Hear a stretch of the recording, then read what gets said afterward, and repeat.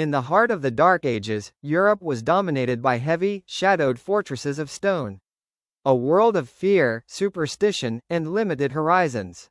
But then, a revolution began. Not on a battlefield, but in the minds of master builders. They dared to attempt the impossible, to build structures that defied gravity, reaching not just for the heavens, but to invite the heavens inside. This is the story of the Gothic Cathedral, the original skyscraper, and the forgotten engineering genius that turned massive stone into delicate, transcendent light. Welcome to Global Index 360. Our journey begins here, at Chartres Cathedral. Completed largely in just 26 years, it is the definitive masterpiece of high Gothic architecture. Before Chartres, walls were the support.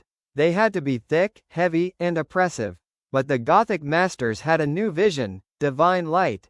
They believed light was the physical manifestation of God. To achieve this, they needed a structural skeleton. The secret was the ribbed vault and the flying buttress. Voice of authority: these aren't just decorative elements, says Dr. Emily Anderson, architectural historian. The flying buttress is an external skeleton. It allowed the builders to take the weight off the main wall. It's a stone strut that catches the outward thrust of the high vaults and safely transfers it to the ground, far outside the main structure. This innovation liberated the wall. It meant the walls could now be filled with the true innovation: stained glass. Step inside Chartres, and you enter a world apart. The interior is not dark, it is luminous.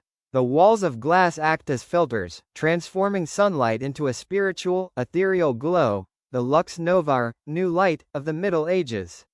The centerpiece is the Great West Rose Window. Over 40 feet in diameter, it depicts the Last Judgment in a staggering 3,000 pieces of glass. Its Chartres blue, an intense cobalt, remains a chemical mystery to this day.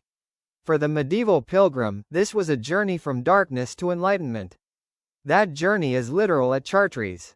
Set into the stone floor of the nave is a single, massive circular labyrinth. Pilgrims would crawl or walk its 864-foot path on their knees, a metaphor for the soul's winding journey to God, culminating in front of the Great Rose Window. It was the internet of the 13th century, a viral idea spreading faith through light and geometry. The ambition didn't stop at Chartres. It traveled to the capital of Europe, Paris.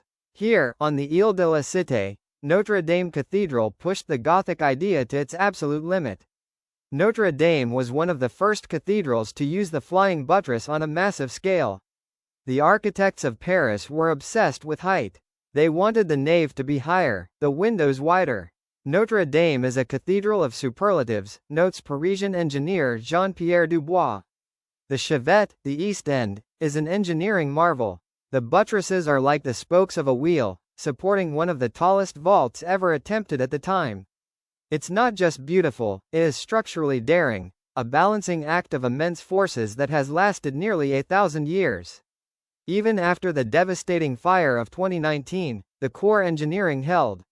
The stone vaults survived because the external skeleton did its job. Notre-Dame is not just a symbol of France, it is a testament to the enduring resilience of Gothic engineering. The Gothic Cathedral was more than just a house of worship. It was a statement of human ambition, an index of medieval engineering, and a triumph of light over darkness. When we look at these structures today, we are seeing the birth of the modern world's aspiration to build higher, lighter, and more beautifully. They are towering reminders that humanity has always sought to touch the index of the divine. Join us next time as we continue to explore the most remarkable indexes of our planet. Subscribe to Global Index 360.